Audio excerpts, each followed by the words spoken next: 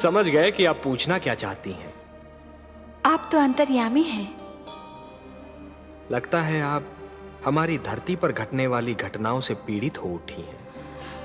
हाँ पद्मनाभ, मैं बहुत दुखी हूँ। क्यों हो रहा है ये सब? क्यों मचा है ये हाहाकार? प्रेम बनाया था तो घृणा क्यों बनाई?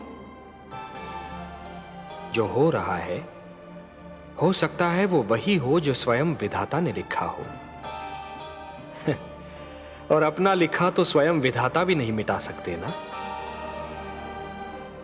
हे महादेवी, हो सकता है कि यह मानव की परीक्षा हो, उसके कर्मों की परीक्षा हो।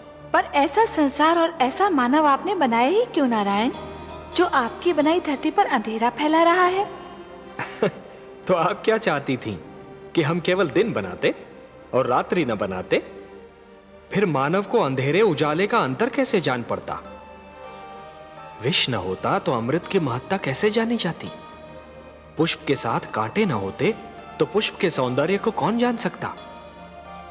पतझड़ न आती तो वसंत ऋतु इतनी सुहानी कैसे लगती? हमने मानव को बनाया है देवी।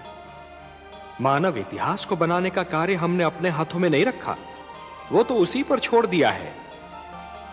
अभी तो उसे अपनी शक्ति का आभास हुआ है।